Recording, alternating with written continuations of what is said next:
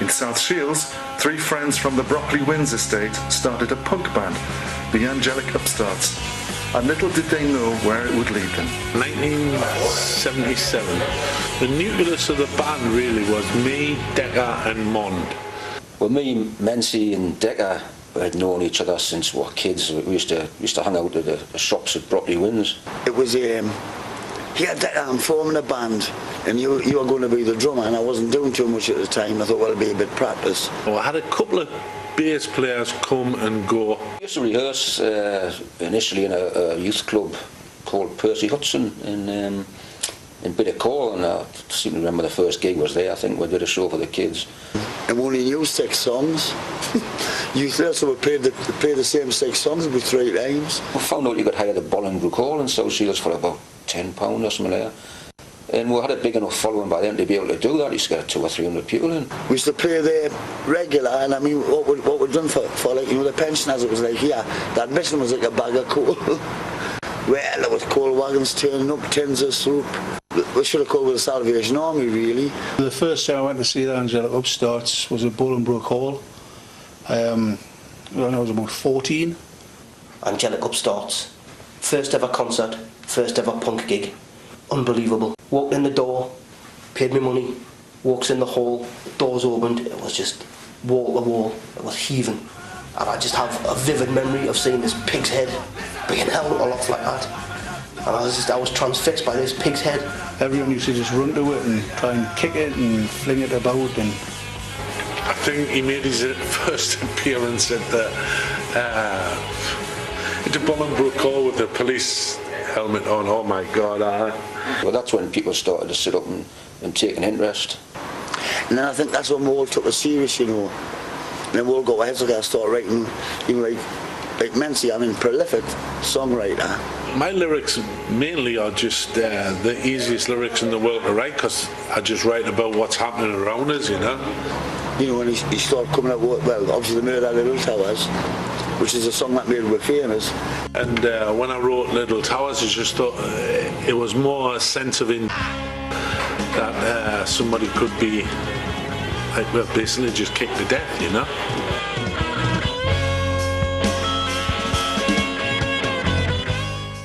I don't think I'm ashamed of anything I've ever wrote, you know.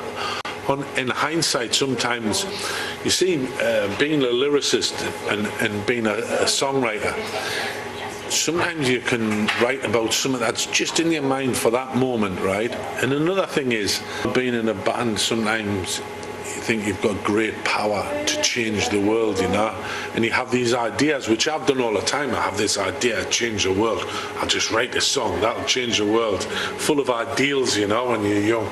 Who are the names of the journalists that helped you? There was 3 big helps in my early days. Number 1 would have been John Peel. John Peel actually played the Little Towers when nobody else would, because I believe it got banned.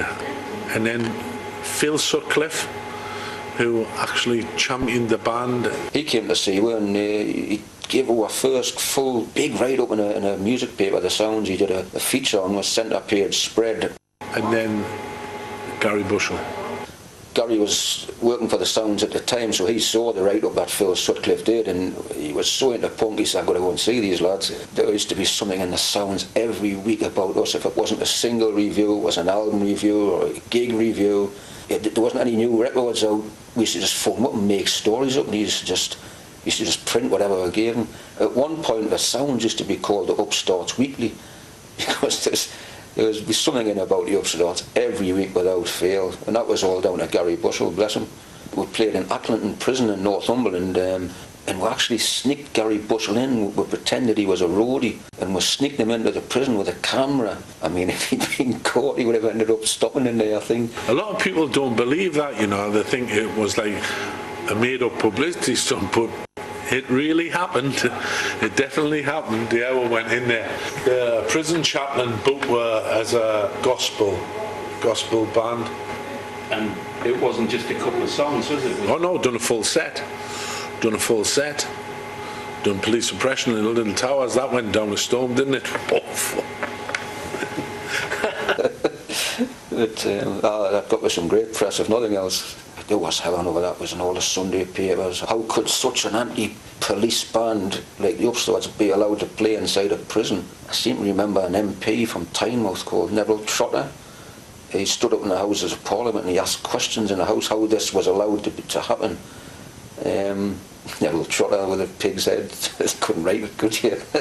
So we should have got on top of the pots with Arm and Upstart, because it got number 31 and it stayed in the chart a few weeks, but they just wouldn't have one. Top of the Pops, I remember it.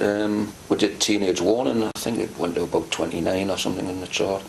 We're on there once. Oh, it's just a horrible cold studio. It was like a warehouse with 4 stages in it, and there was only about 20 or 30 people in the audience. It was like nothing. There was no atmosphere, and it was just like playing a big warehouse. It was horrible, really. It wasn't a nice experience. You know? The only good thing I'd done is I sang live, you know, and they wanted to write mine, but I wouldn't, so that was something. The Angelic Upstarts went on to national and international fame, but they still remember their beginnings and what punk meant to them. I think punk was a great platform to enable people who weren't that good, and the people that knew they were never going to get a record deal off EMI and Warner's. And what it did was it enabled people to get deals. We were with EMI, we were with Polydor, and we were with WEA. It enabled you to get a foot on the ladder. Obviously, when I went to the first run to America, the kids in New York were banging to me, you know, like skinheads and all this and that. I think LA, and I lived there for a little while. It was more like a fashion with them. Oh yeah, I'll go home and get ready. Do you know what I mean? But yeah, it was a movement. It was a way out for what I consider to be working class kids. You didn't have to be a student at art school.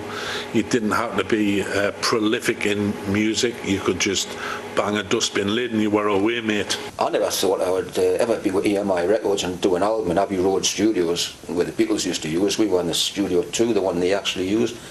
If I was sitting in the shipyards putting lights up and Type 42 destroyers, if somebody said you're going to do an album in Abbey Road, I would have just laughed. I'm an alright guitarist, I'm not a great guitarist, but I couldn't see it happening.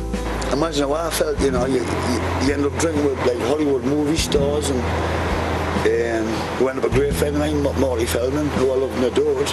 It's not all thanks to Malcolm McLaren, he thinks he invented punk, but he didn't. I've been a lucky man. But that's what punk did, it made people's dreams come true. Aye, happy days.